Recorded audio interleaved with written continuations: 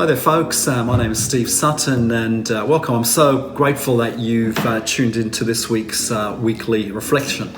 Let's get straight into it. I recently came across an article on something called spontaneous trait transference. That's really quite a tongue twister. Spontaneous trait transference. It's a little complicated to say, so I might just call it STT from now on. STT is a term that came out of some psychological research that discovered that the traits that we use to describe others are actually the very attributes that end up being attributed to us. If I could explain how this fascinating principle works. If you're in a conversation and you say, such and such a person is a gossip, the person that you are talking to will invariably think that you are a gossip. It turns out that people perceive that we possess the very qualities that we use to describe others.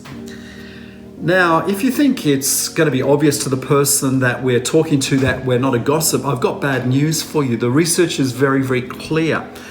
People who listen to your comments, my comments, can't help but associated with you and I the whatever it is, the characteristics that we might be using to describe another person.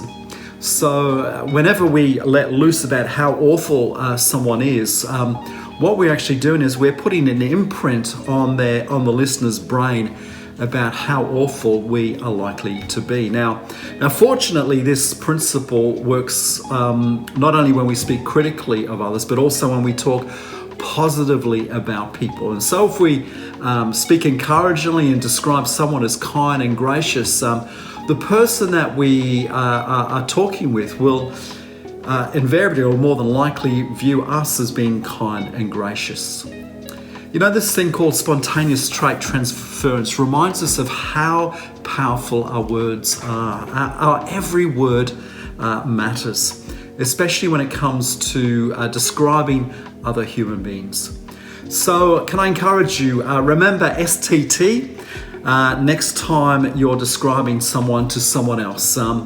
Focus on the good in other people's lives. Work hard to define them as at their best and let people fill in the gaps where necessary. You know, Proverbs chapter 18 and verse 21 got it right when it says that your words are so powerful that they will kill or give life. So can I encourage you, don't sabotage your life and don't sabotage your credibility by speaking negatively about people. Can I encourage you, please commit to speaking words of life to one another and about one another.